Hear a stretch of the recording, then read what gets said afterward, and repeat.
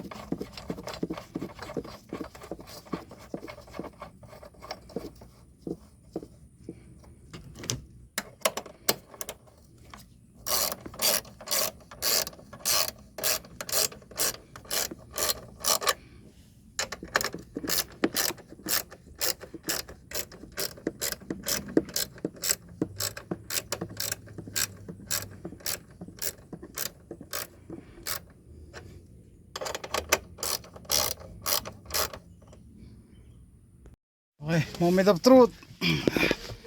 Okay, let's look at the battery. 12, 13.7, 14.5. Okay, 14.6. I'm stepping on the gas. 14.5. Okay, that's driving the car. It remains at 14.5. AC on, radio on. And just lower the volume. 14.5. So far so good.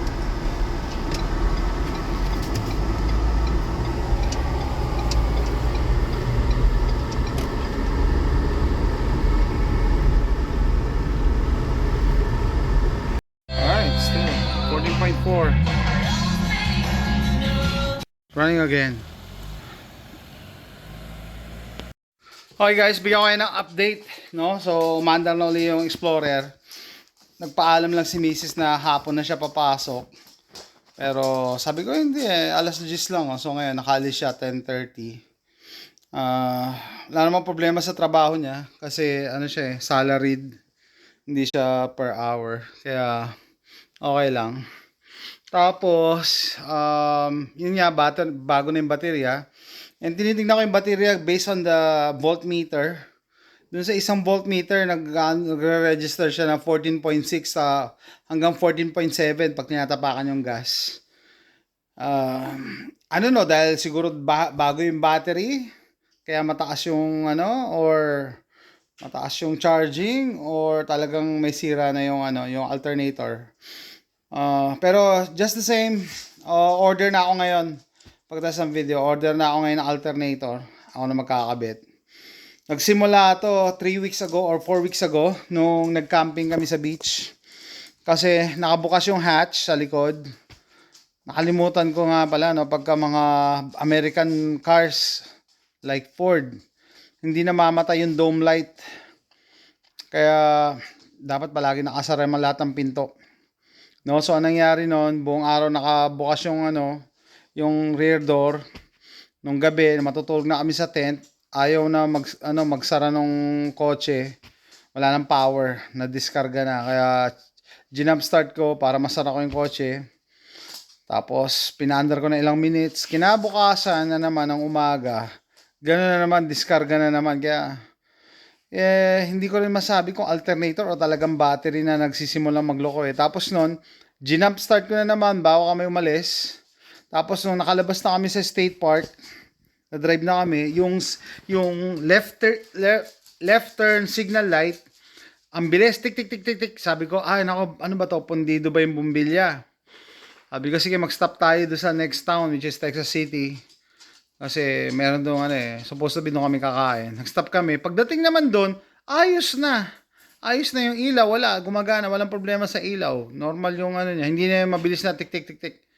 Normal na. Kaya nag-drive kami, akala ko okay na. Tapos pagbalik namin dito, 1 week after, nagsimula na yung madrain yung battery every morning. So siguro mga 3 or 4 instances na ganoon. Kaya pinadala ko sa kanya yung jump starter pack. Tapos tinuruan ko siya mag-jump start. Nagawa niya. And then last nga yung kahapon, nung jump start daw niya, tinulungan siya ng mga kasama niya sa trabaho. Nakita daw na naglilik na. Kaya yan, naglilik na, tapos umuusok. Okay, tapos yun na yung pinakamalala kagabi. So, di ko talaga maisip na alternator to na overcharging. Hula ko talaga, battery lang talaga. Nag-short sa loob. Nag-short sa loob ng ng battery mismo. May nag-short dyan sa loob. Yun ang aking talagang hula. Pero, just to be safe, magpapalitan kami ng alternator. So, order ako ngayon. Siguro, mapapalitan ko to next week. Kasi pa weekend na. Madi-deliver yan next week. Malamang Wednesday. Tapos, install ko Saturday or Sunday. So, that's it. Yan yung emergency namin kahapon. Gumagawa ko ng video. Nagsushooting ako nung DPMS SBR sa backyard. Iniwan ko lahat. Naka-on pa yung red dot. Dahil takot ako kahapon. So, that's it. Ganun talaga. Pagka luma na sakyan, unti-unti kailangan mong palitan yung yung mga pyesa. Pero sabi ko nga sa miss ko, pasalamat ka pa rin kasi hindi ka nasusunog ng buhay.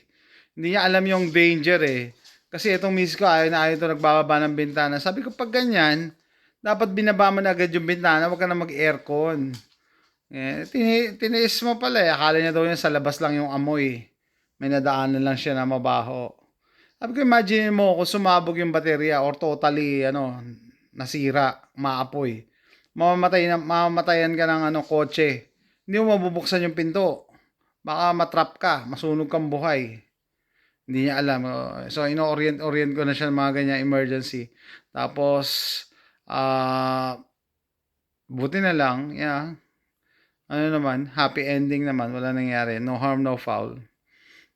Kailangan lang maging maingat and observant. Hindi pwedeng i-drive kahit may nararamdaman o may naaamoy ka na hindi maganda. May nasusunog na pala.